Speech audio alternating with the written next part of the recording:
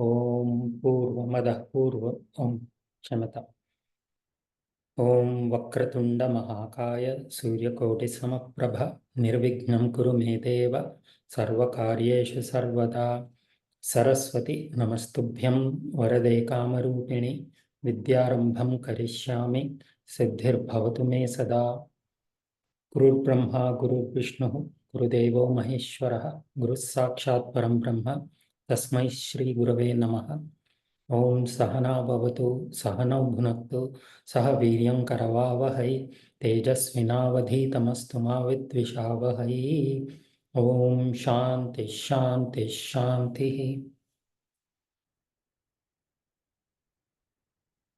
अस्तु, अद्य सप्तमकक्षा अस्ति। सर्वेषां स्वागतमस्ति। गतसप्ताहे वयं किञ्चित् समासस्य विषये परिचयं प्राप्तवन्तः। एकवारं पुनरवलोकनं कुर्मः। समासः इत्युक्ते समसनं, नो चेत् संग्रहः, योजनम् इत्यादि। यत्र अनेकानि पदानि सन्ति तेषां योजनं नो चेत् एकीभवनम् इति समासः। पूर्वं रामः इति एकं पदमस्ति, लक्ष्मणः इति एकं पदमस्ति। द्वयोः योजनेन रामलक्ष्मणौ इति एकं नूतनं पदम् आगच्छति। एतदेव समस्तपदम् इति उच्यते। एषा क्रिया इति समासः। अन्यम् उदाहरणमस्ति सीतापतिः, सीतायाः पतिः सीतापतिः। एवं समासः तु सुबन्तानां भवति, तिङन्तानां तु न। समासे बहु प्रभेदाः सन्ति। एकः समासः अस्ति द्वन्द्वसमासः। तं विहाय अन्येषां समासानां विषये युगपत् द्वयोः योजनं करणीयं। यदि पदत्रयमस्ति, प्रथमं द्वितीयं पदं योजयतु, अनन्तरं नूतनपदस्य तृतीयपदस्य योजनं करोतु। एवमेवं यानि पदानि सन्ति तेषां द्वयोः एकवारं योजनं कुर्वन्तु। केवलं द्वन्द्वसमासे सर्वाणां पदानाम् एकवारमेव योजनं भवति। अत्र सीतापत्यागमनम् इति एकं समस्तपदमस्ति। प्रथमं सीतापति इति पदं करणीयं। कथं भवति? सीतायाः पतिः सीतापतिः। अनन्तरं सीतापति आगमनम् इति योजयतु। सीतापत्यागमनम् इति आगच्छति। अस्तु।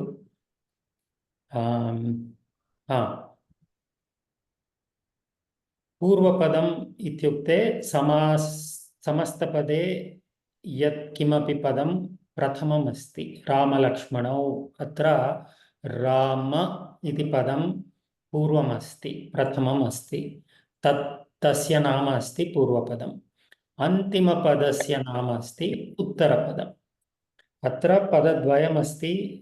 राम इति पूर्वपदं, लक्ष्मण इति द्वितीयम् अथवा उत्तरपदमस्ति। अत्र पश्यन्तु, लक्ष्मणभरतशत्रुघ्नाः पदत्रयमस्ति। अत्र पूर्वपदमस्ति लक्ष्मण, उत्तरपदमस्ति शत्रुघ्न। अत्र पदम् इत्यत्र केवलं प्रातिपदिकम् इति स्वीकरणीयम्। पूर्वपदम् अत्र रामः न, राम एव। उत्तरपदं लक्ष्मणः नो चेत् लक्ष्मणौ न, लक्ष्मण एव। अवगतम्? अस्तु।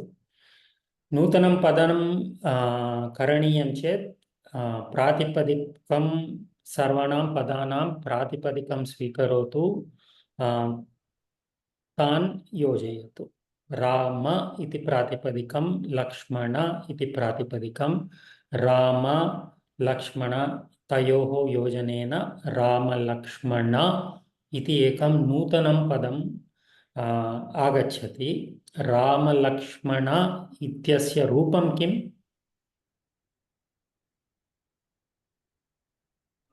प्रातिपदिकं। प्रातिपदिकं सत्यं, रामलक्ष्मण इति प्रातिपदिकं। प्रातिपदिकस्य उपयोगं कर्तुं न शक्नुमः, अतः तस्य विभक्तिरूपमपि करणीयम्।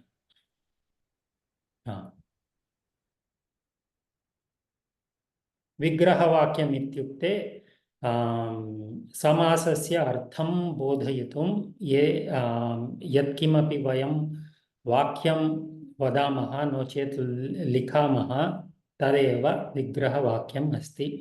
विग्रहवाक्यं कथं लेखनीयं वक्तव्यम् इति समासस्य प्रभेदम् आश्रित्य अस्ति। सर्वेषां सर्वाणां समासानां विग्रहवाक्यम् एकं रूपमेव इति न, समासानां भिन्न रूपमस्ति। विग्रहवाक्यं शैली अस्ति। अग्रे अग्रे पश्यामः। अत्रापि द्रष्टुं शक्नुमः, रामलक्ष्मणौ इति एकः समासः अस्ति, तस्य विग्रहवाक्यम् अस्ति रामः च लक्ष्मणः च। परन्तु सीतापतिः अस्ति, अत्र सीता च पतिः च न वक्तव्यं। तस्य विग्रहवाक्यं सीता च पतिः च न भवति, सीतायाः पतिः अस्ति। किमित्युक्ते सीतापतिः इत्यस्य अर्थः सीतायाः पतिः, अतः सीता च पतिः च न विग्रहवाक्यं न वक्तव्यम्, अतः अर्थम् आश्रित्य विग्रहवाक्यं भवति। अवगतम्? अस्तु। समस्तपदं लेखनसमये मध्ये स्पेस् न दातव्यम्। राम स्पेस् लक्ष्मणौ इति अशुद्धमस्ति। रामलक्ष्मणौ एकमेव पदमस्ति, स्पेस् नास्ति। यदि पठनसुलभार्थं किमपि संज्ञाम् उपयोगं कर्तुम् इच्छन्ति चेत् हाइफन् डैश् इति उपयोगं करोतु। राम डैश् लक्ष्मणौ। रामलक्ष्मणौ without a dash and with the dash they are the same. एतत् पठनार्थं सुलभम् अस्ति, परन्तु स्पेस् इति न दातव्यम्। पूर्वपदम् उत्तरपदं प्रातिपदिकं वयं दृष्टवन्तः।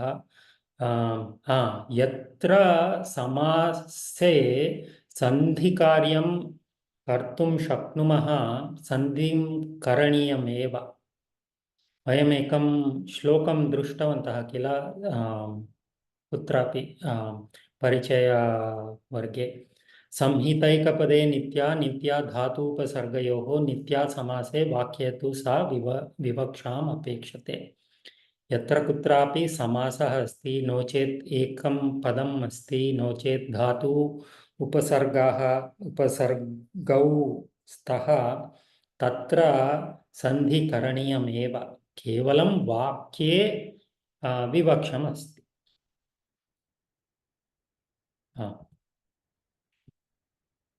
समस्तपदस्य क्रमः निश्चितः। यदि वयं पशूनां पतिः पशुपतिः इति स्वीकुर्मः, पशुपतिः अस्ति, पतिपशुः इति न शुद्धम्।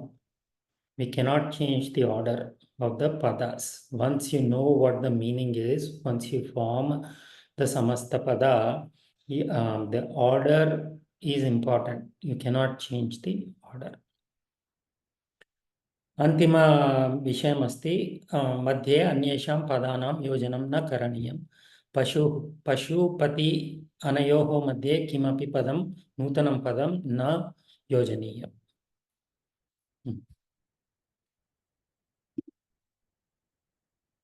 So far so good. प्रश्नाः सन्देहाः सन्ति वा? अहं स्मरामि बहवः जनाः पूर्वस्मिन् कक्षायां न आसन्. चिन्ता नास्ति. अतः एव अद्य किञ्चित् अवलोकनं कृतवन्तः. प्रश्नाः सन्ति वा? अस्तु. अद्य वयं द्वन्द्वसमासः इति एकः समासः अस्ति, तत् पठामः. द्वन्द्वसमासः अत्यन्तसुलभसमासः. समासानां बहवः प्रभेदाः सन्ति. समासानाम् अत्यन्तं सुलभं समासः द्वन्द्वसमासः. द्वन्द्वम् इत्युक्ते किम्?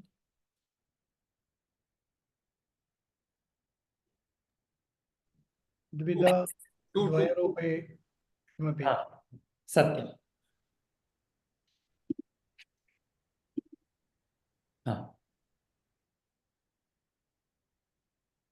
तस्मात् पूर्वम् एकं वयं पश्यामः. समासस्य अर्थं कथं ज्ञातव्यम् इति, नो चेत् समासे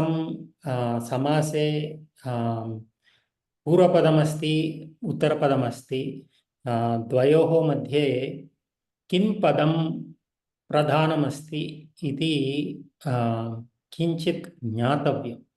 तदाधारेण समासस्य प्रभेदः अनन्तरं तस्य अर्थः अपि अवगन्तुं शक्नुमः. समासे यदि वयं पशुपतिः इति पदं स्वीकुर्मः चेत् पूर्वपदं किमस्ति? पशुः. पशु, केवलं पशु प्रातिपदिकम्. उत्तरपदं किमस्ति? पतिः. न, प्रातिपदिकं. पति केवलं प्रातिपदिकं, पति एव. पशु इत्यस्य अर्थः अस्ति, पति इत्यस्य अपि अर्थः अस्ति. परन्तु तत्र किं पदं प्रधानमस्ति इति किञ्चित् ज्ञातव्यम्. तदाधारेण एव यथा मया उक्तं समासस्य प्रभेदः ज्ञातुं शक्नुमः, अर्थमपि सुलभतया ज्ञातुं शक्नुमः.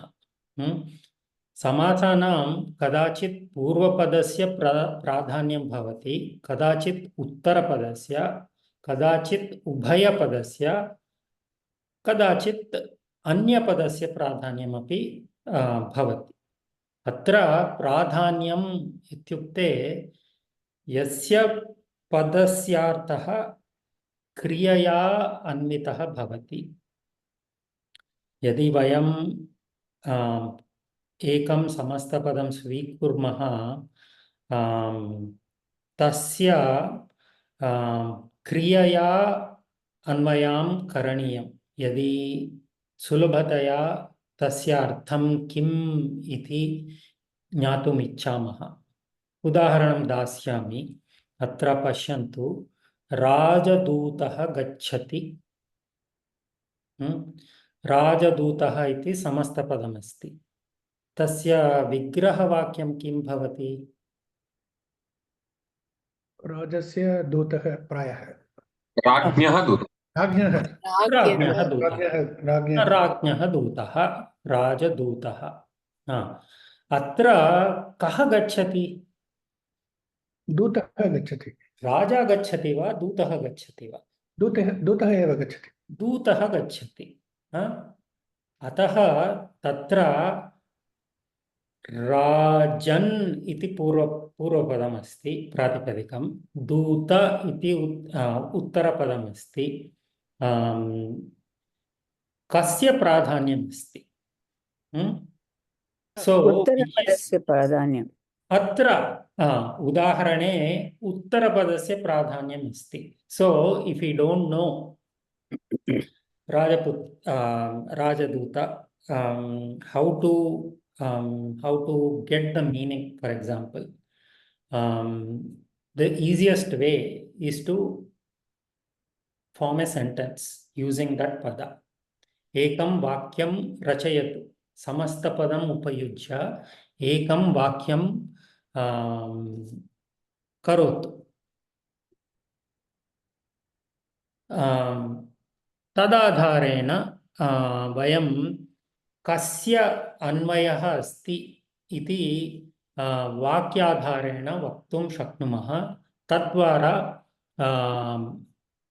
अर्थं किञ्चित् ज्ञातुं सुलभं भवति। कोऽपि पठतु, अहमेव वदामि। रुक्मिणी महोदय, भवती पठतु अत्र आरभ्य। अत्र राजपदं प्रधानं वा दूतपदं वा?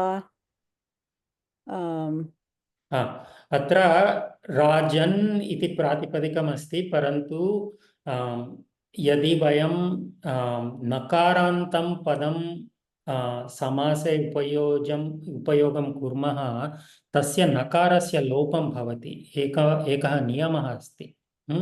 अतः अत्र पूर्वपदं राज अस्ति। कथं वयं राजपदम् इति प्रधानमस्ति वा दूतपदम् इति प्रधानमस्ति वा कथं ज्ञातव्यं? सम्बन्ध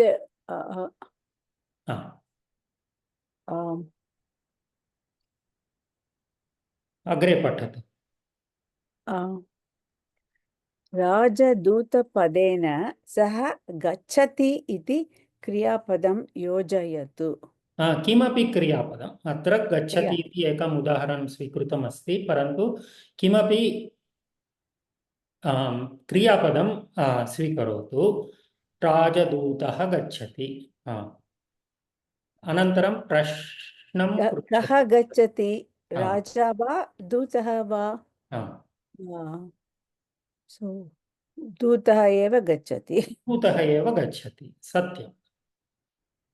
अतः अत्र उत्तरपदस्य प्राधान्यमस्ति इति वक्तुं शक्नुमः। अवगतम्? अवगतम्। एतदपि पठतु कृपया। कस्य पदस्य प्राधान्यम् अस्ति इति इच्छामः चेत् समस्तपदम् उपयुज्य वाक्यं रचयतु। यस्य पदस्य क्रियया अन्वितः भवति स एव प्रधानपदम्। अवगतम्? अवगतम्। अत्र प्रश्नाः सन्ति वा? सन्ति चेत् पृच्छन्तु। अस्तु, अग्रे। अन्वितः इत्युक्ते अन्वयः, रिलेशन्शिप्। धन्यवादः। गच्छति इति क्रियापदमस्ति। So what is the relationship there? गमनक्रिया. So is the gamanakriya related to raja or is it related to duta? That is what it is trying to say. Avagatam? महोदय। अस्तु। उत्तरपदस्य पदार्थस्य धन्यवादः महोदय। अन्यं पृच्छामि। यथा वयम् अत्र दृष्टं, यदा कदा पूर्वपदस्य प्राधान्यमस्ति, यदा कदा उत्तरपदस्य, कदाचित् उभयपदस्य, कदाचित् अन्यपदस्य। प्रथमम् उत्तरपदस्य प्राधान्यं कथं भवति इति पश्यामः। राजश्री महोदय, कृपया पठतु। नमस्ते महोदय। नमस्ते। उत्तरपदार्थस्य प्राधान्यम् उदाहरणं कर्मकुशलः कर्मकुशलः इत्युक्ते किं भवति प्रायः कर्मणि कुशलः कर्मणि कुशलः सत्यं मम दोषः अस्ति कर्मे न कर्मणि सत्यं क्षम्यताम्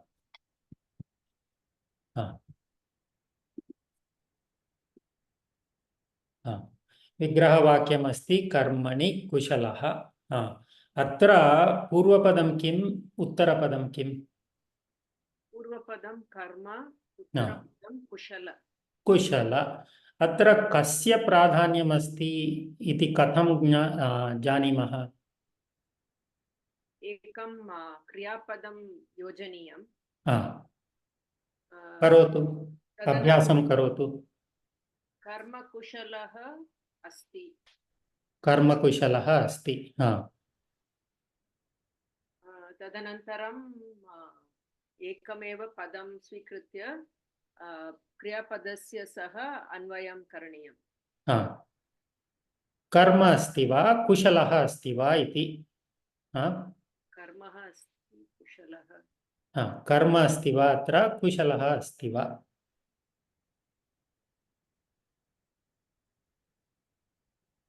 अहं कर्मकुशलं पश्यामि इति वाक्यमस्ति चिन्तयतु अहं कं पश्यामि तत्र कर्मं न कुशलः पश्यामि यः कोऽपि कुशलः अस्ति तं पश्यामि सत्यम् अतः कुशल नो चेत् उत्तरपदस्य प्राधान्यम् अस्ति मया एतत् वाक्यं लिखितमस्ति एतत् भवनं कर्मकुशलेन निर्मितम् अस्ति तत्र केन निर्मितम् अस्ति प्रश्नं पृच्छतु कर्मणा निर्मितम् अस्ति वा कुशलेन निर्मितम् अस्ति वा कुशलेन एव अतः अत्र उत्तरपदस्य प्राधान्यम् अस्ति अवगतम् अनन्तरं सुब्रह्मण्यं महोदय अस्तु महोदय पूर्वपदार्थस्य प्राधान्यम् उदाहरणम् उपवृक्षम् तस्य विग्रहवाक्यं किं भवति नो चेत् सामान्यवाक्यमपि वदतु चिन्ता नास्ति लौकिकवाक्यं वृक्षस्य समीपे प्रायः वृक्षस्य समीपं समीपम् उपवृक्षं वृक्षस्य समीपं सः उपवृक्षं तिष्ठन् अस्ति उदाहरणार्थं वाक्यं सः उपवृक्षं तिष्ठन् अस्ति अत्र प्राधान्यं कुत्र तिष्ठन् अस्ति वृक्षस्य समीपे तिष्ठन् अस्ति अत्र वृक्षे न तिष्ठति वृक्षस्य उपरि न तिष्ठति वृक्षस्य समीपं तिष्ठति तिष्ठति अतः पूर्वपदस्य प्राधान्यम् अस्ति समीपे इति शब्दः तत्र प्राधान्यरूपे तत्कारणात् पूर्वपदं प्राधान्यम् इति वक्तुं शक्यते अत्र उत्तमं मया लिखितमस्ति उदाहरणं पठतु वृक्षस्य समीपं विग्रहवाक्यं मृगः फलार्थम् उपवृक्षं गच्छति फलार्थं वृक्षस्य समीपे गच्छति वृक्षस्य समीपं गच्छति अतः पूर्वपदस्य प्राधान्यम् अस्ति गोमती महोदय धन्यवादः महोदय गोमती महोदय नमस्ते महोदय अन्यपदार्थस्य प्राधान्यं पीत क्षीरः पूर्वपदं किम् उत्तरपदं किम् पूर्वपदं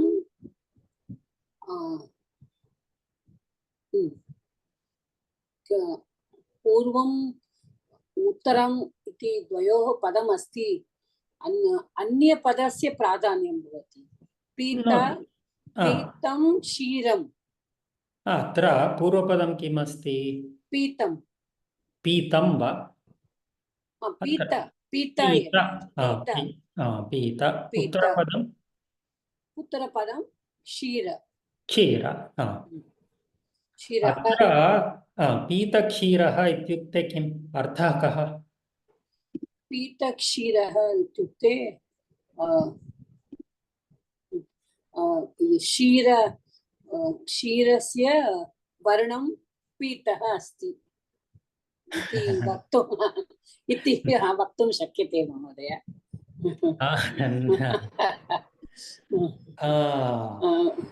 प्रायः कदापि न क्षीरं यः क्षीरं पिबति सः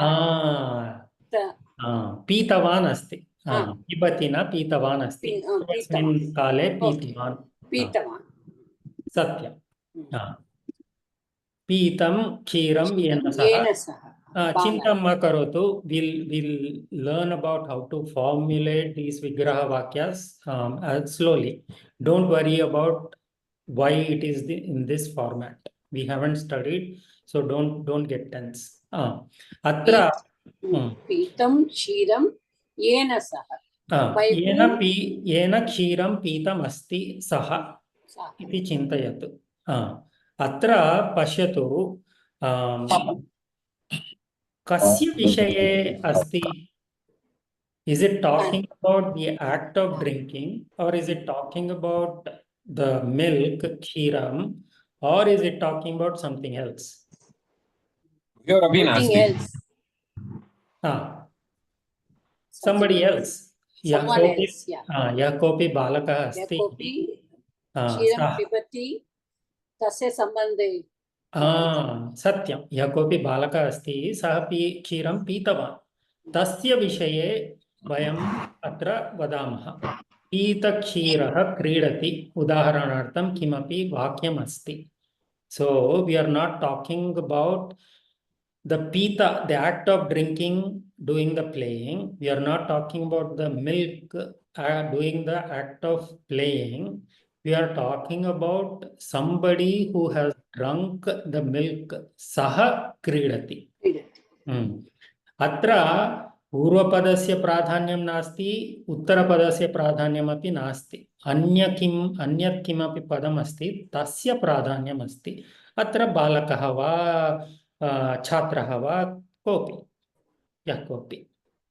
अवगतम् मधुमती महोदय महोदय उभयपदार्थस्य प्राधान्यम् उदाहरणं रामलक्ष्मणौ तस्य विग्रहवाक्यं किं भवति नो चेत् सामान्यवाक्यं किं भवति रामः लक्ष्मणः रामः च लक्ष्मणः च रामः च लक्ष्मणः च वाक्यं रचयतु किमपि रामलक्ष्मणौ विश्वामित्रेण सह वनं गच्छतः अत्र कः गच्छति नो चेत् कौ गच्छतः रामलक्ष्मणौ गच्छतः both of them did that right so अत्र केवलं न रामः गतवान् न तु केवलं लक्ष्मणः गतवान् so both of them went अतः द्वयोः अर्थस्य प्राधान्यम् अस्ति अवगतं प्रश्नाः सन्ति वा अत्र अस्तु वयम् अद्य तत् ज्ञात्वा अद्य द्वन्द्वसमासः इति किञ्चित् पठामः यथा मया वदतु Can we go to the last slide? न जानामि पूर्वपदार्थस्य प्राधान्यं अन्यपदार्थस्य प्राधान्यं uh, uh, यत् अहं एतत् वाक्यं पठामि पीत पीतक्षीरः क्रीडति no like I don't like what they are doing, like it's not aham na it's not clear, like so pita kshirah atra purvapadam kim asti pita asti uttarapadam kim asti क्षीरः kshira kevalam kshira so if you want to know which of these two padas have the pradhanyam, atra pradhanyam ityasya artham api diyate. अत्र पश्यतु प्राधान्यम् इत्युक्ते यस्य पदार्थस्य क्रियया अन्वितः भवति. So which pada, the purva pada or the uttara pada, which one is related to a kriya pada, that is pradhana padam. That is what is called pradhana padam. So how do we know that? So to do that, add some kriya padam. So kridati is the kriya padam I chose. You can choose whatever you want. Then you try to understand. Purva padam, pita kridati. So pitaha kridati. Does that make sense? Pitaha ityukte kim? yellow, like no. Atra ta pratyaya asti. Ta pratyaya. The one who drank, not the color. The one who drank. Kshiraha kridati. Is the milk playing? No. Is the one who drank playing? Kind of. But this is a samastapada. Pita kshiraha. The boy who drank milk is the one that is playing. Parantu, the boy, the balakaha, is it here? Do you see the word balakaha or chhatraha or whatever here? About whom we are talking about? We are talking about the somebody who drank. We are talking about the milk. Neither case, neither of them is doing the playing. So we are talking about somebody else who is not directly in the samasta padam. That person's mention is not there in the samasta padam. We are talking about somebody else. So in that case, the pradhanyam is for the anya padam. Pradhanyam means one who does the kriya, one whose relationship is with the kriya. So the relationship is with kridati, is not with milk, is not with this pita padam. It's with somebody else, with the balakaha. That is why this is the anya padarthasya pradhanya udaharanam. Avagatam? अन्य प्रश्नाः सन्देहाः सन्ति वा अत्र? धन्यवादः। अस्तु, कस्य क्रमः अस्ति? हर्ष महोदय। नमस्ते महोदय। नमस्ते। द्वन्द्व समासः चार्थे द्वन्द्वः। एतत्तु सूत्रमस्ति पाणिनी व्याकरणे। चार्थे द्वन्द्वः इति सूत्रमस्ति। चार्थे अत्र सन्धिः अस्ति वा? च अर्थे।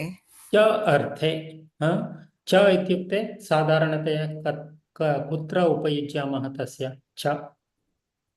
like Rama differentiate the word and ityarthe. And right. Rama cha Lakshmana cha. Ramah cha Lakshmanah cha.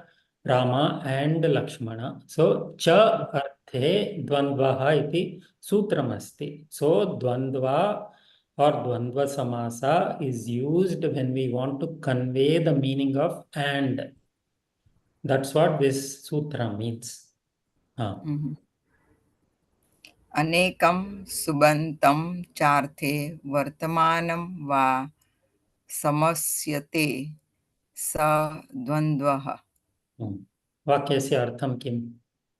अनेकं सुबन्तं मीन्स नामपदम् अनेकम् अस्ति चेत् वर्तमानकालस्य अर्थे न वर्तमानम् अत्र वर्तमानकालं न, वर्तमानं means present. They are present. अनेकं सुबन्तं वर्तमानं च अर्थे वा समस्यते द्वन्द्व. समस्यते. समस्यते means if they are combined together. समासं क्रियते.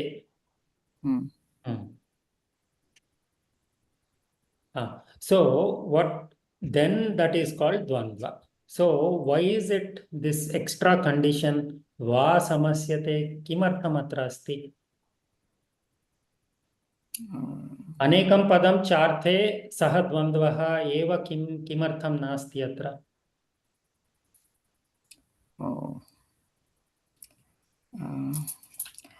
Because when we are putting all the nampadam together. So why doesn't it say when you put all the namapadas, when you have many namapadas, Ramaha, Lakshmanaha, why does it also say if samasa is done, then it is called a dvandva? Why does it say that extra condition? What is the extra condition? I didn't get it. Atra pashyatu punah darshayami. Va samasyate, or they are combined.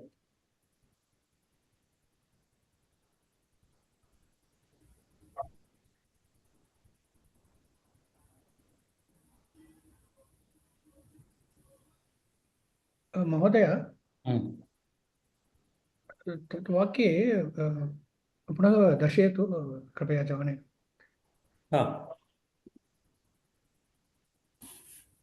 अनेकं सुबन्तं छार्ते वा वर्तमानं वा समस्यते स द्वन्द्वः इति पठनं खलु.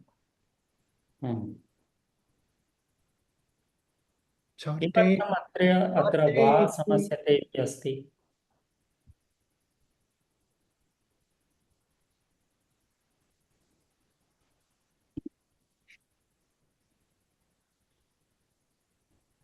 अस्तु. रामः च लक्ष्मणः च वनं गच्छतः. शुद्धं वाक्यं वा न वा? रामः च लक्ष्मणः च वनं गच्छतः. शुद्धमेव. तत्र रामः च लक्ष्मणः च इति भिन्नं पदम् अस्ति. रामः लक्ष्मणः भिन्नं पदम् अस्ति. यदि अहं तत्र द्वयोः अनयोः योजनं करोमि चेत् रामलक्ष्मणौ इति भवति. रामलक्ष्मणौ वनं गच्छतः. शुद्धं वा अशुद्धं वा? तदपि शुद्धमेव. So just because there are padas together that can be combined in a vakya doesn't mean that they are to be combined or they will always be combined. That is all that is trying to say. So you don't have to do the samasa, in other words. So you can say Ramaha cha Lakshmanaha cha vanam gacchataha. That's what it is trying to say. So just because Ramaha cha Lakshmanaha cha asti tatra vakye ashuddham na bhavati. इत्युक्ते विकल्पेन क्रियते अयं समासः. सत्यं. So we are adding many subantas together. Sadharanataya yatha maya uktam samase द्वयोः सुबन्तयोः योजनं करणीयं. यदि पदत्रयम् अस्ति, प्रथमं पदं 1 पदं 2 योजनीयम्, अनन्तरं पदं 1 प्लस पदं 2, लेट्स से पदं 3 पदं 4 comes out. So पदं 4 प्लस पदं 3 योजनीयम्. अत्र सर्वाणां पदानाम् एकवारमेव योजनं करणीयम्। अग्रे पठतु महोदय। यत्र भिन्न भिन्न पदार्थाः सन्ति तेषाम् एकस्यां क्रियायाम् अन्वितः भवति अथवा एकस्मिन्नेव पदार्थे वा योजनं क्रियते सः द्वन्द्वसमासः। किं वदति वाक्यम्? यत्र भिन्न भिन्न नाम पदार्थाः सन्ति। अत्र पदार्थ इत्युक्ते पदस्य अर्थः न, it's A object meaning object पद। सुबन्तं तेषां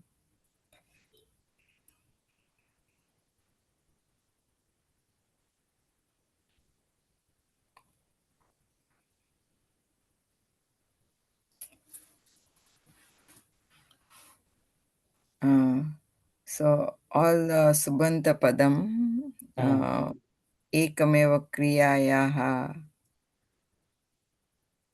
क्रियायाम् अन्वितः भवति। उभयपदार्थस्य so with the object. रामलक्ष्मणौ वनं गच्छतः। so क्रियया अन्वयां कस्य पदस्य भवति?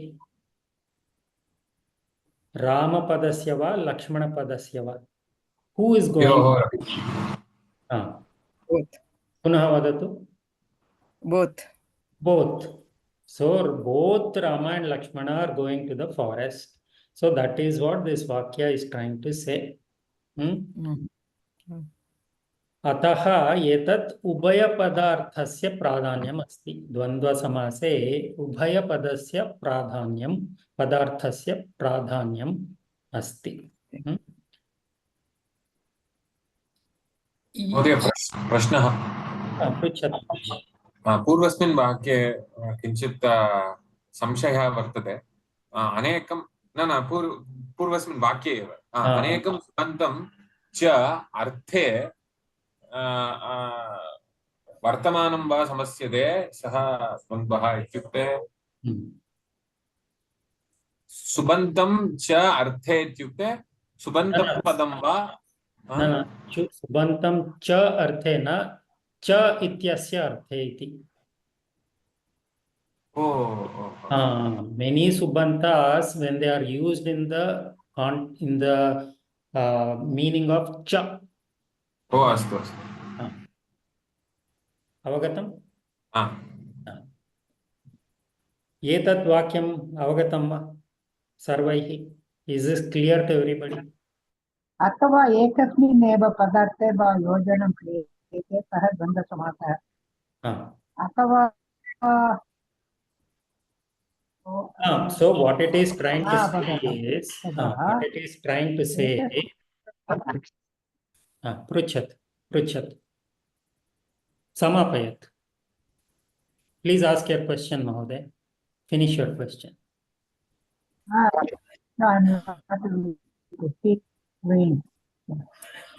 सम्यक् न श्रूयते महोदय।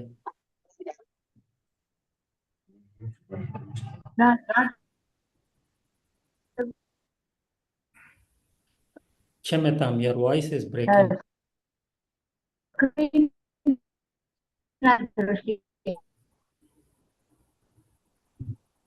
न अवगतं महोदय, सम्यक् न अस्ति, वाणी सम्यक् न अस्ति। पुनः पृच्छतु।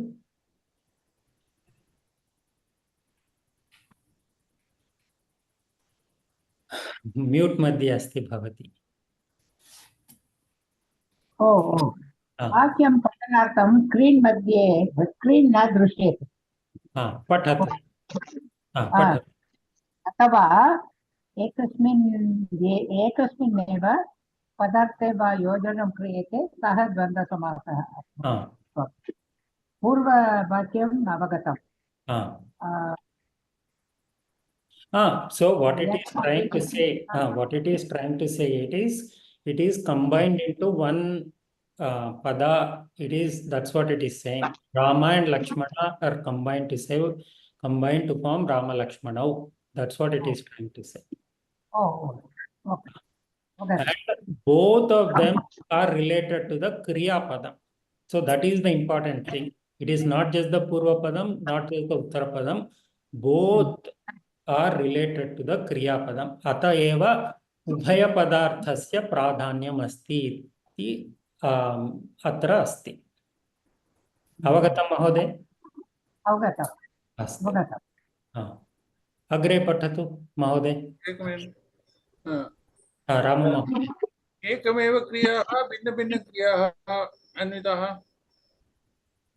वाक्ये तु एकमेव क्रियापदम् अस्ति किल.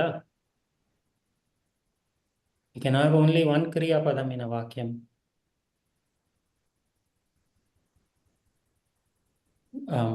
Did I misunderstand your question, Mahoday?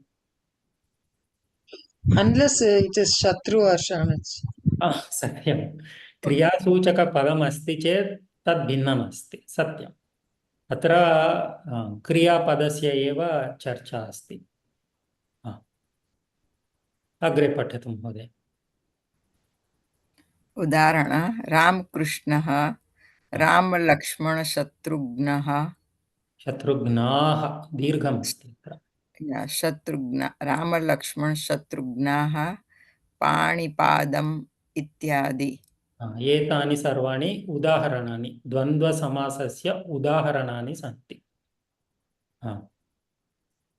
द्वन्द्वः द्विधा इतरेतरः समाहारः. इत्युक्ते किम्? द्विधा मीन्स् क्वेश्चन लाइक प्रश्नः. कथम्? अन्य कोऽपि वदतु. द्विधा इत्युक्ते किम्? Two forms. Two forms. Three types इत्युक्ते किम् अस्ति पदम्? त्रिधा.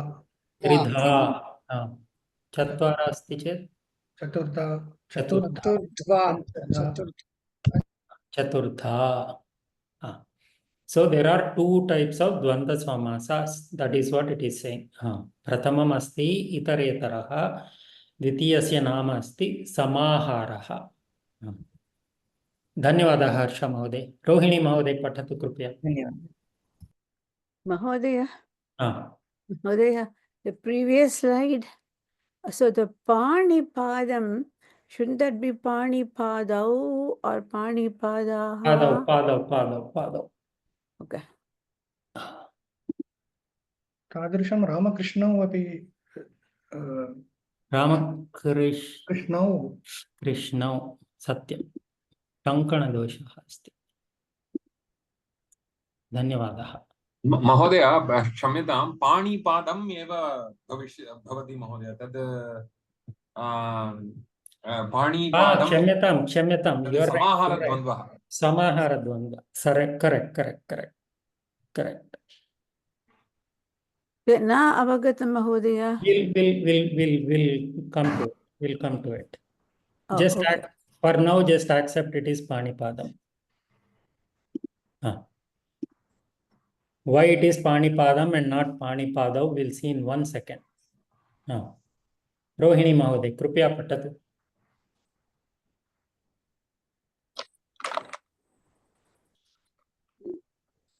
इतरेतरः द्वन्द्वः समस्तपदस्य पदार्थः अवयवाः. बहुवचनं. पदार्थाः अवयवाः पृथक्. इत्युक्ते किम् अत्र?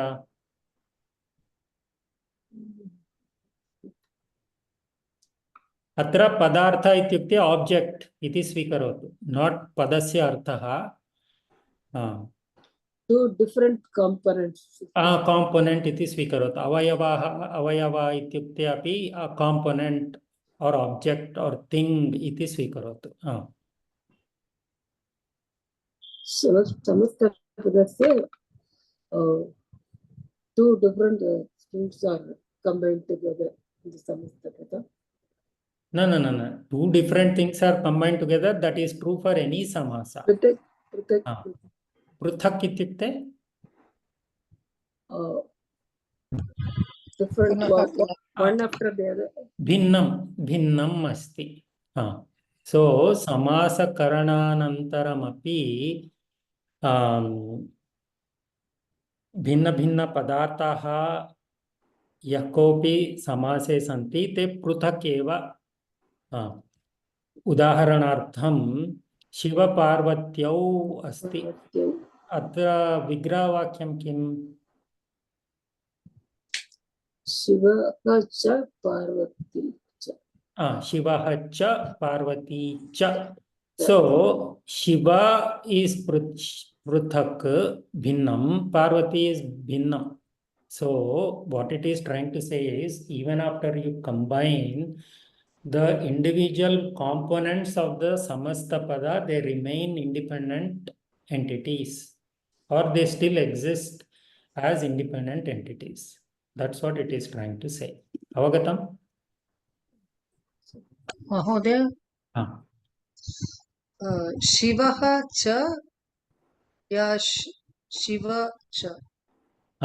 So when you want to say which is the Purva Pada and which is the Uttara Pada, then you use only the Pratipadika. Shiva is the Pratipadikam, Parvati is the Pratipadikam. So Shiva is the Purva Pada, Parvati is the Uttara Pada. Parantu yada vayam vigraha vakyam lekhitum ichchamaha.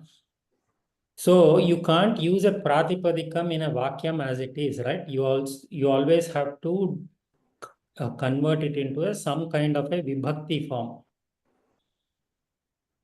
Ataha Shivah cha Parvati cha. Prathama vibhakti ekavachana rupa. धन्यवादः. Agre pathatu mahoday. Ram Lakshman Bharat शत्रुघ्नाः रामः च लक्ष्मणः च भरतः च शत्रुघ्नः च. अत्र पश्यतु कति पदार्थाः सन्ति. How many components are there here? द्वौ स्तः. अत्र चत्वारि पदानि. सत्यं. द्वन्द्वसमासे केवलं द्वौ पदौ एव न. You can have any number of padas. And the shaili, or how you write the vigraha vakya, is to put a cha in between all of the different padarthas, or all the different avayavas, or all the different components of the samasa. So normally we just would say Shiva Parvati, Shivaha Parvati cha. That's normally how we say it. Parantu atra you have to put cha, no matter how many times, how many padas are there in the samasta pada. That is the shaili of writing vigraha vakya for dvandva samasa. Atra Brahma Vishnu देव्यः. Brahma विष्णुः देवी. ब्रह्मा च विष्णु च देवी च. देवी च. उत्तमम्. अत्र पश्यतु द्वितीय उदाहरणे सर्वं पुल्लिङ्गे अस्ति. सर्वं पदं राम लक्ष्मण भरत शत्रुघ्न. अत्र प्रथम उदाहरणे पुल्लिङ्गमस्ति, स्त्रीलिङ्गमस्ति. तृतीये पुल्लिङ्गं स्त्रीलिङ्गं. So you can combine any linga padas in any linga in the dvandva samasa. But how do you determine the linga of the samasta padam?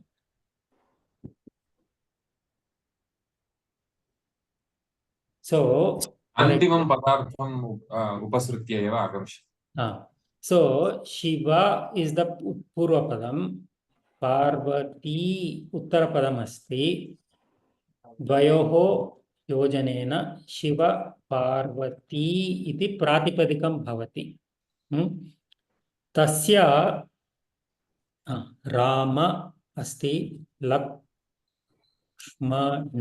iti asti, Dvayoho yojanena Rama Lakshmana iti bhavati. Tra Rohini Mahode, tra समस्तपदं Shivparvati अस्ति, एतत्तु प्रातिपदिकम् अस्ति किल? प्रातिपदिकस्य उपयोगं न कर्तुं शक्नुमः वाक्ये। तस्य विभक्तिं करणीयम्। Vibhakti means we have to do the linga and vachana. So let's take Prathama Vibhakti. So what is the linga? What is the vachana? How do we determine that? Strilinga. How do we say it is Strilinga? Katham.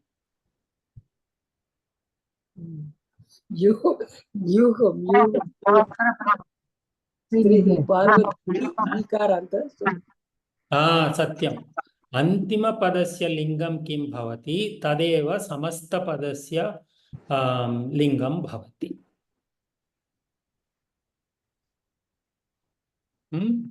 अन्तिमपदं किमपि भवति उत्तरपदम् अत्र उत्तरपदस्य लिंगं किं लक्ष्मण पुल्लिंगं। सो समस्तपदस्य अपि पुल्लिंगं भवति। अत्र कति पदार्थाः सन्ति? द्वौ पदा। So your samastapada will also be in dvivachana. So what is the dvivachana of the pratipadikam Shiva Parvati? It is like nadi. So Shiva Parvati Yau. Uttamam. Atra Rama Lakshmana Shatrughna. Let's say all three are there. So what is the linga of the samastapadam? Pullingam. Kati padarthaः santi atra? Three. So samastapadasya vachanam kim bhavati? Bahuvachana. Bahuvachana रूपं किम् अस्ति प्रथमा विभक्तौ? शत्रुघ्नाः। शत्रुघ्नाः। उत्तमम्। लिंगं पठतु। तदेव अत्र अस्ति। लिंगम् अन्तिमपदस्य लिंगम् एव समस्तपदस्य लिंगम्। वचनं समस्तपदे कति पदार्थाः सन्ति तत् आश्रित्य। अवगतम्? प्रश्नाः सन्ति वा अत्र? महोदय प्रश्नः वर्तते। इतः पूर्वं मया मम मनसि आगतम् एतत् प्रश्नः, परन्तु कुत्रापि उत्तरं न लभ्यते इति मन्ये। शिवपार्वती इति वयं वदामः, सामान्यरीत्या वयं वदामः, परन्तु पार्वती शिवः इति अतः लक्ष्मणरामौ इति कुत्रापि न दृष्टं। तद् प्रायः भवितुम् अर्हति वा तादृशं परमेश्वरौ इति? पार्वती परमेश्वरः, परमेश्वर पार्वती इति तादृशं न दृश्यते अधिकम्। सत्यं, मया अपि चिन्तितम्, अस्मिन् विषये किञ्चित् चिन्तितम् अस्ति। मम मनसि एतत् उत्तरम् आगच्छति। साधारणतया स्त्रीलिङ्गं पदं पूर्वम् आगच्छति, नाम्नि। सो सीतारामः, not Rama Sita. You take any combination like that, it's usually Strilinga first and Pullinga. That too, when it is a husband and wife, it is usually Strilinga first, Patni first, Pati next. So that is one thing. Second thing, we say Hari Haraha, but not Hara Harihi. Correct. Satyam. Kimartham? Or we say Guru Shishyaha, not Shishya Guruhu.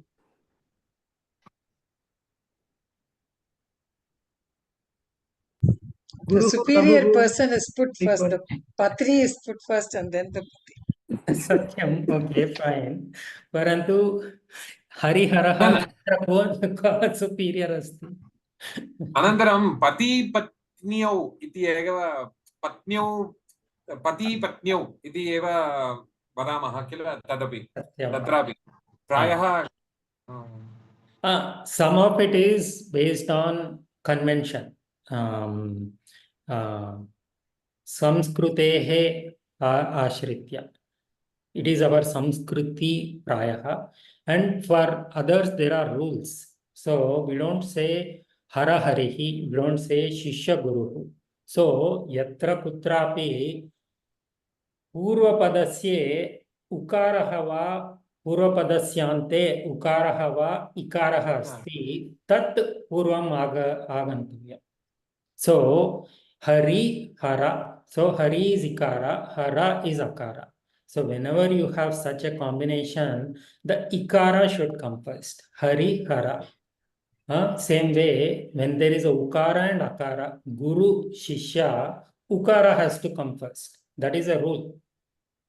Mahodaya, parantu Shiva Vishnuhu asti na. I don't know. Kutra Shrutam Bhavatya. There is a temple, Shiva Vishnu temple. That is Pradeshika Bhasha and how we. I'm just talking about how it is in Sanskritam. महोदय अन्यः एकः विचारः प्रायः गुरुत्वं लघुत्वं क्रमशः भवति वा न एतत् सूत्रमस्ति घी इति एकः प्रत्ययः अस्ति घी घी इत्युक्ते उकारः इकारः यत्र कुत्रापि घी दृश्यते तद् प्रथमम् आगन्तव्यम् इति सूत्रमस्ति. So it is not status. So how do you say the status between Hari and Hara?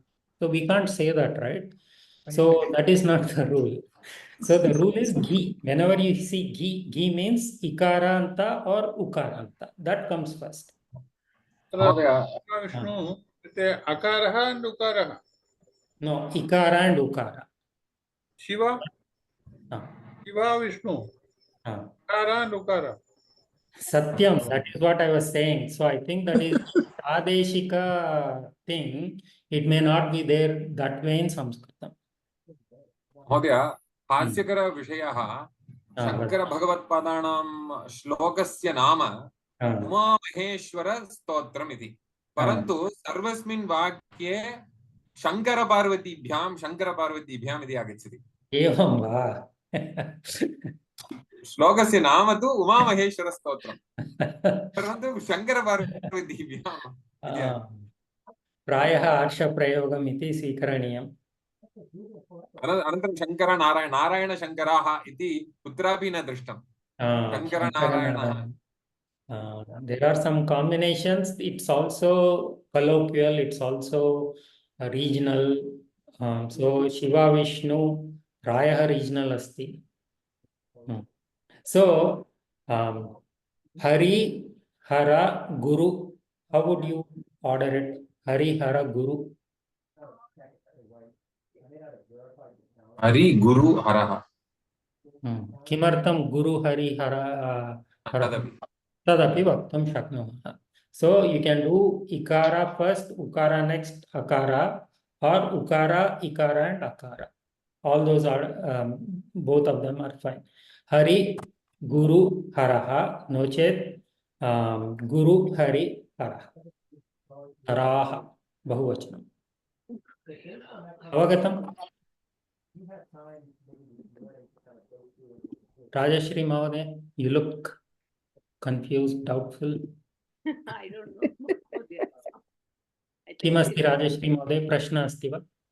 No, I think till we start using some of it is. अस्तु So one अभ्यासं question, Mahodaya, one question is it's called Dvandva, so I thought only 2 padams will be there. Why so many can come? किमर्थं द्वन्द्वः इति मया अपि किञ्चित् दृष्टं समाधः न प्राप्तः मम मनसि अस्ति च इति अस्ति किल चार्ते द्वन्द्वः यूजुअली च means 2 padarthas right 2 at a time you do it cha rama and lakshmana अतः एव तस्य नाम द्वन्द्वः इति अहं चिन्तयामि सत्यं वा असत्यं वा अहं न जानामि. So for many samasas, when you listen to Soumya Mahodaya's lecture also, she'll say, I don't know why it's called Tatpurusha. It's called Tatpurusha. Swikarotu iti sa vadati. अस्तु प्रथम प्रभेदः इतरेतरद्वन्द्वः द्वितीयप्रभेदः द्वितीयप्रभेदं पश्यामः कस्य क्रमः अस्ति मधुमती महोदय समाहार द्वन्द्वः समूहः क्रियते अत्र समूहः अस्ति समस्तपदस्य पदार्थाः अवयवाः समुदाये अन्तर्हिताः अर्थं किम् अर्थः कः समूहः क्रियते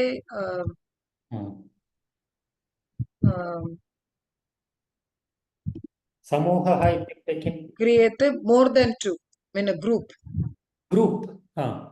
so they are all grouped together अत्र अतः एव अत्र पृथक् पृथक् इति लिख्यते इतरेतरद्वन्द्वे पृथक् पृथक् so even after you do the samasa Shiva and Parvati those 2 padas are pruthak they are not how do you say that samudayah nasti tasya grouping nasti परन्तु समाहारद्वन्द्वे तस्य ग्रूपिंग क्रियते समुदायं क्रियते तृतीयस्य वाक्यस्य अर्थः कः महोदय अवयवाः समुदाये अन्तर्हिताः इत्युक्ते hidden they are part of the grouping इत्यर्थः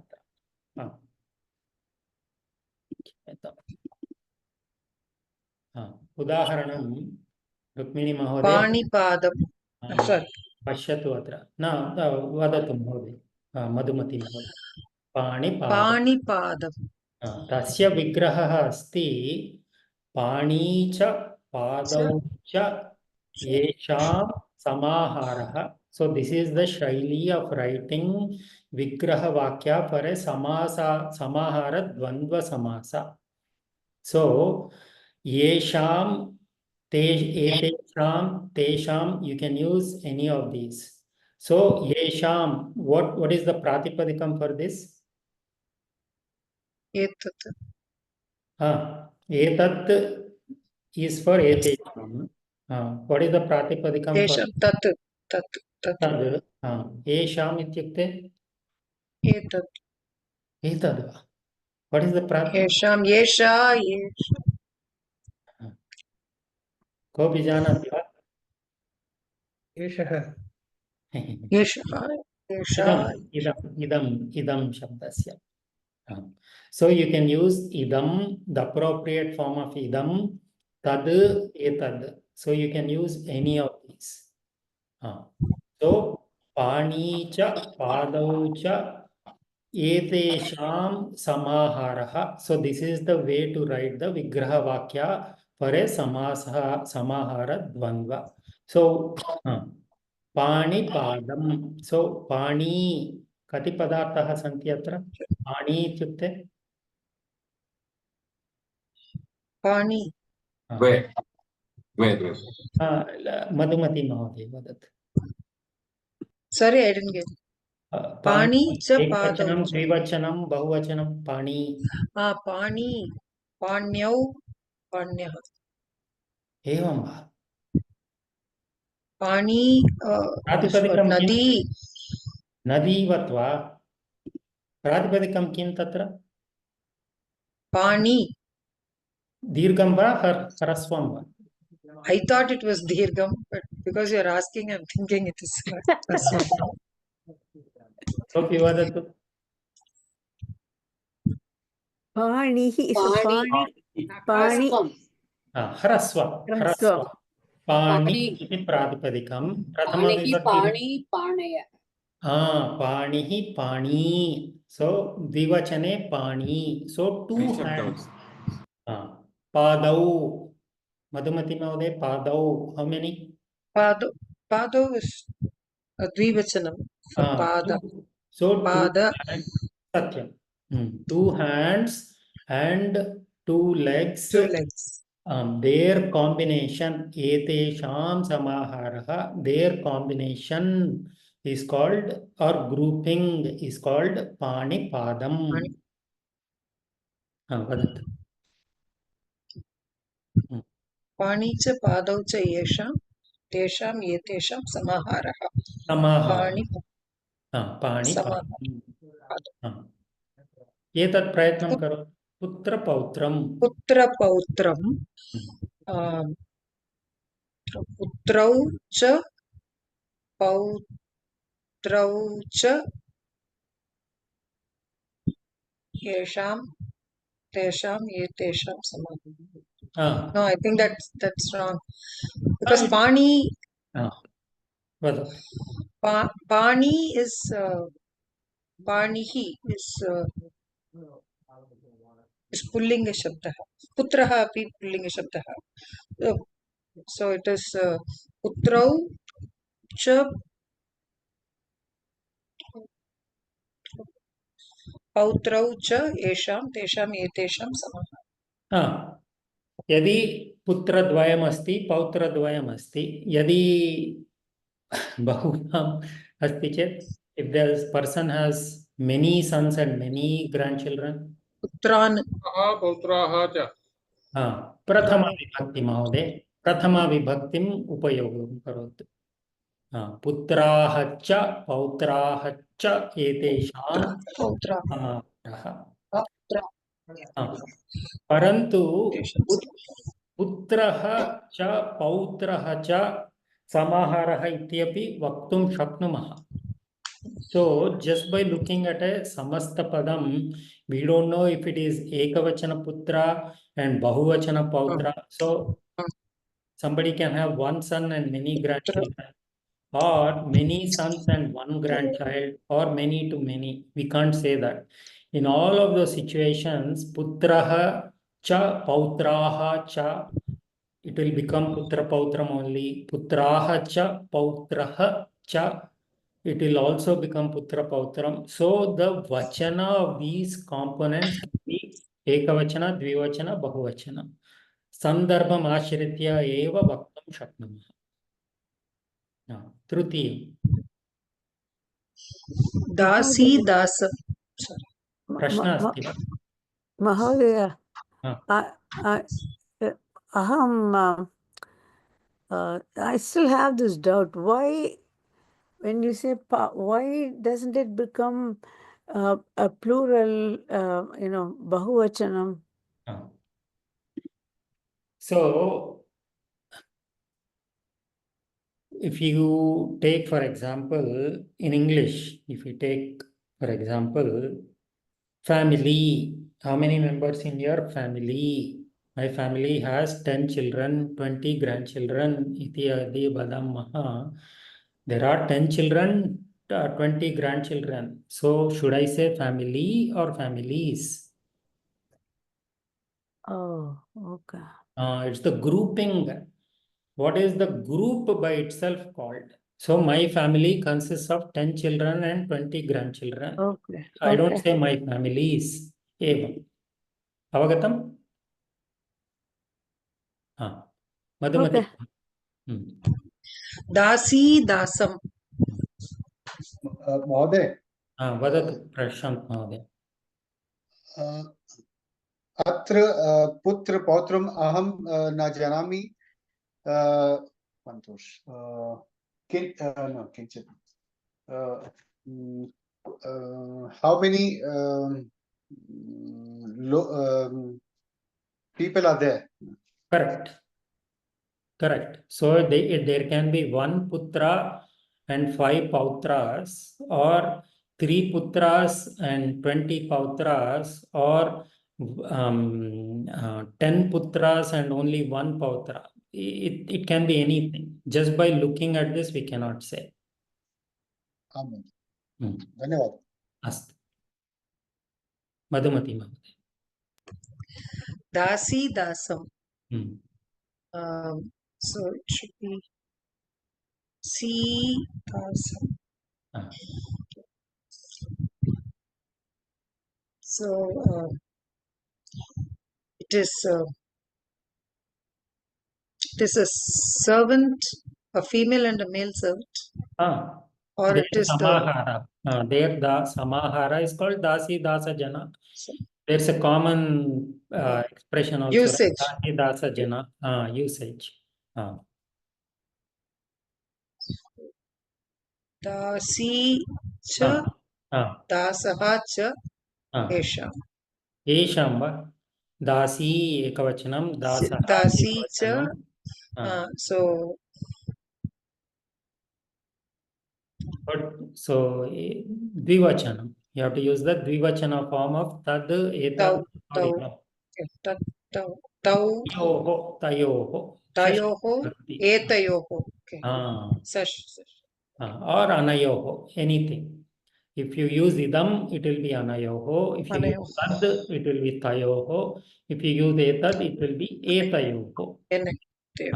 So one dasi, one dasa, the combination or the grouping of these two is dasi dasam. Yadi bahavaha dasi dasaha santi chet, how do you do that? If there are many dasis and many dasas. Dasyaha cha dasahascha. Anantaram?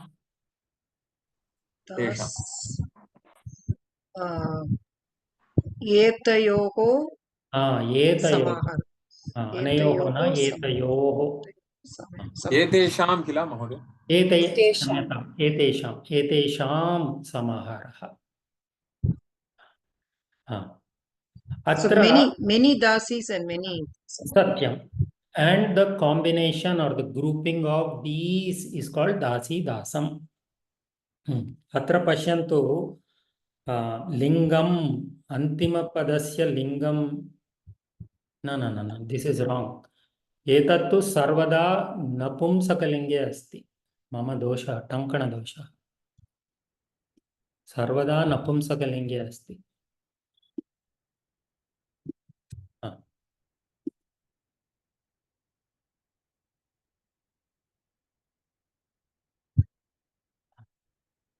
पाणिपादं पुत्रपौत्रं दासीदासं सर्वदा पदं नपुंसकलिंगे अस्ति एकवचने एव अस्ति. So even if we have many putras and many pautras, the combination, the grouping is always in ekavachana. Rukmini Mahoday, Shrunotu. The grouping is always in ekavachana, it is always in napumsakalinga. Okay. That's why it is not Pani Padau, it is not Putra Pautraha ityadina. Putra Pautram eva, Pani Padam eva, Dasi Dasam eva. It's Ekameva group. The group is taken together. like a collective noun. It's a collection. So we are talking about the collection, not the individual components of the collection. That is what this Vakya says. So in the collection, the word that we use for the collection, the components of the collection are hidden. They become part of the collection. They are part of the collection. That is what it says. But why Napumsakalingam? That is the rule. I don't know why. We have to look at the sutra, Panini Sutra. Aham na pathetava. आङ्ग्लेयमेव तस्याः Huh?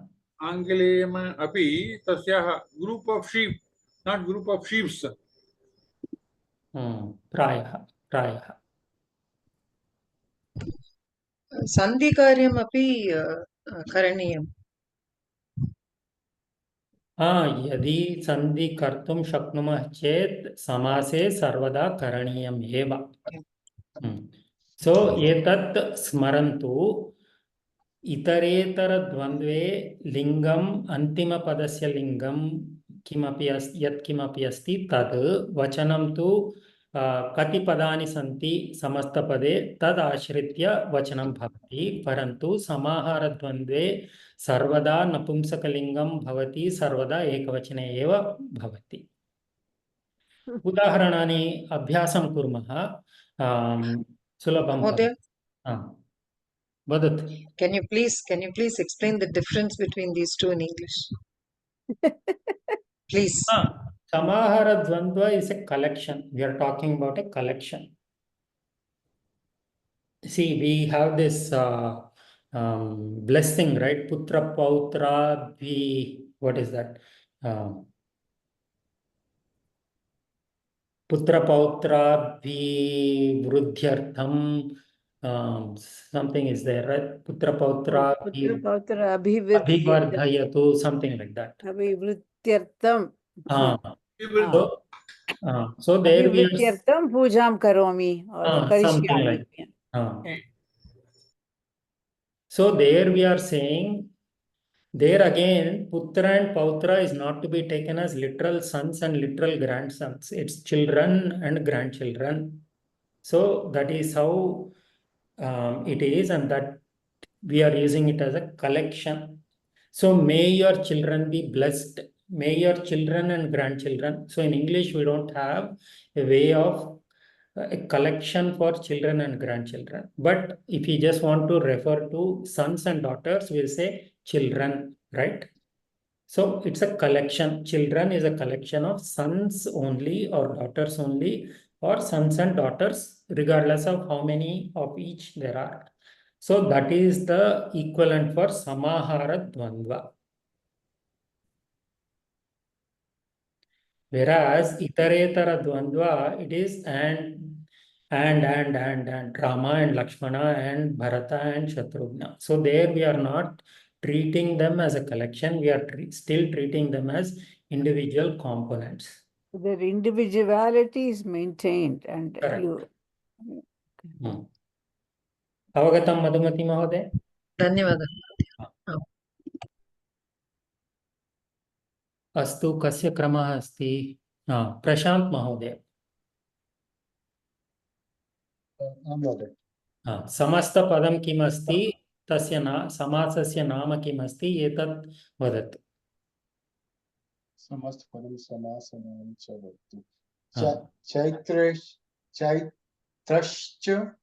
च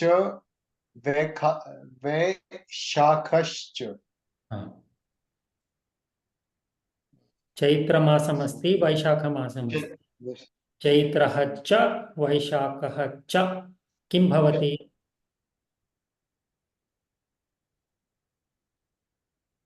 रामः च लक्ष्मणः च किं भवति? नामं न स्मरामि. समस्तपदं वदतु. चैत्रश्च च वैशाखश्च. So रामश्च लक्ष्मणश्च किं भवति? What is Ramah cha Lakshmanah cha? What does it become? Ramah Lakshmanau. Rama Lakshmanau, not Ramah Lakshmanau. Rama Lakshmanau. Sorry, Rama Lakshmanau. Rama Lakshmanau. Ramah cha Lakshmanah cha Rama Lakshmanau. Same. Chaitrah cha Vaishakah cha kim bhavati? Chaitra वैशाख वैशाखै लक्ष्मणौ चैशाखौ चैत्र वैशाखौ द्विवचनम् अस्ति Chaitra वैशाखौ collection अस्ति वा individual अस्ति वा अत्र द्व अस्ति that's another good way द्विवचनम् अस्ति समाहारद्वन्द्वे सर्वदा एकवचनमेव अस्ति एकवचनं न दृश्यते चेत् किं भवति इतरेतरद्वन्द्वः अस्ति एकवचनं तदपि नपुंसकलिङ्गे किल एकवचनं नपुंसकलिङ्गे सत्यं रामु महोदय Mahodaya, Chaitrascha, why is there another cha there? Is it the way to write? Chaitrascha. चैत्रश्चैव वैशाखश्च दिनं च यामिनी च दिनयामिन्यौ कुत्र दृश्यते दिनयामिन्यौ किमस्ति काले गच्छति दिनयामिन्यौ शिशिरवसन्तौ पुनरायातः कीदृशः समासः दिनयामिन्यौ अगेन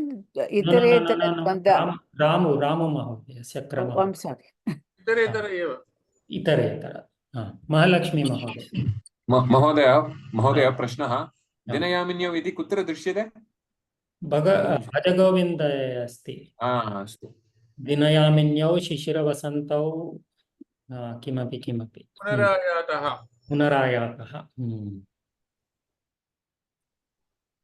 महालक्ष्मी गच्छत्यायु नमस्ते महोदय लक्ष्मीश्च सरस्वती च पार्वती च अत्र लक्ष्मी सरस्वती पार्वती लक्ष्मी सरस्वती पार्वत्याः अन्तिमपदं पार्वती नदीवत् अस्ति नद्यौ बहुवचनं नद्याः नद्यः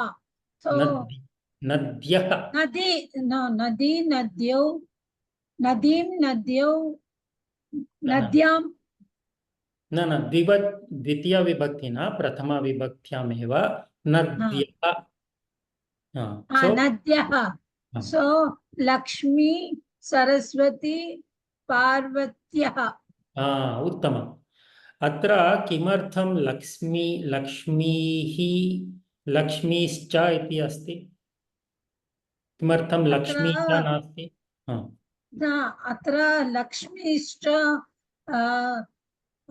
लक्ष्मीः नास्ति लक्ष्मीः अस्ति लक्ष्मी इति नास्ति लक्ष्मी पदस्य प्रथमा विभक्ति एकवचनरूपमस्ति लक्ष्मीः तत्र एव विसर्गः अस्ति सरस्वती इत्यस्मिन् पदे नास्ति पार्वती इत्यस्य इत्यत्रापि नास्ति अतः एव लक्ष्मीश्च लक्ष्मीः च कीदृशः समासः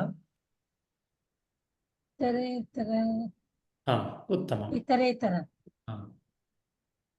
रुक्मिणी महोदय समासः प्रातिपदिकं किमर्थं लक्ष्मीश्च I just told I know that okay अस्तु एतत् करोतु दासी च दासश्च अनयोः समाहारः दासी दासं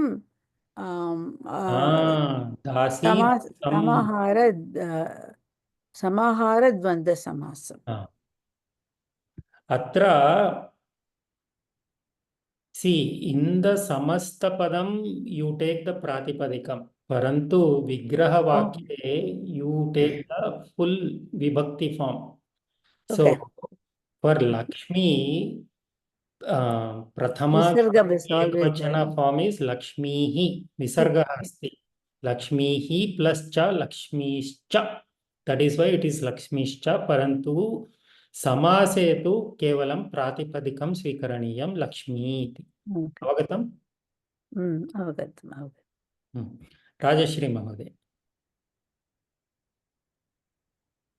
काकाश्च उलूकाश्च येषां समाहारः काक काकाः च उलूकाः च येषां समाहारः but महोदय oh it's a collection काक उलूकम काकाः अत्र प्रातिपदिकं किम्?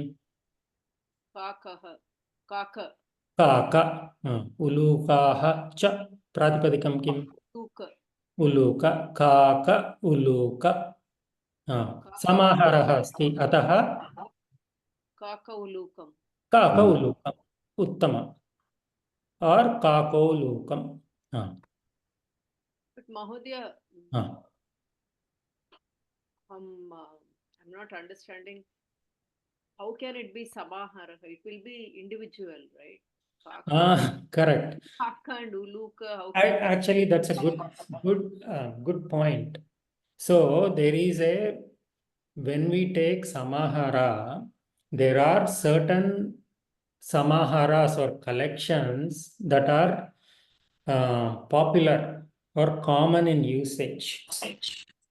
So Panchatantre Kakolukam Panchatantre api asti.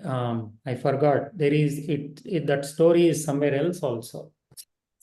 I don't remember the story, but it's a very famous story. So whenever there are famous things, popular things, they are taken as a collection. Normally, Kaka and Ulukas, how will you take it as a collection? That's a good question. So whenever there is something that is popular in usage, then they are taken as a collection. That's a good point. एतदपि समाहारद्वन्द्वः अस्ति. समयः अभवत्. Shall we do the other four quickly? No. अत्र समापयामः. I want to introduce something new in the Udaharanas, Abhyasas. So we'll take it up in the next class. We don't have enough time. अस्तु. अग्रिमसप्ताहे दीपावलिपर्वः अस्ति. विरामं स्वीकुर्मः. तदनन्तरं मेलिष्यामः. अस्तु. रविवासरे न महोदय? No? I can't do 2 times in a week, महोदय. Okay. क्षम्यताम्. अस्तु. मङ्गलश्लोकं करोमि. अनन्तरं यदि प्रश्नाः सन्ति चेत् पृच्छन्तु. ओम पूर्णमदः पूर्णमिदं पूर्णात् पूर्णमुदच्यते पूर्णस्य पूर्णमादाय पूर्णमेवावशिष्यते. ओम शांति शांति शांतिः. हरिः ओम श्री गुरुभ्यो नमः. हरिः ओम. धन्यवादाः.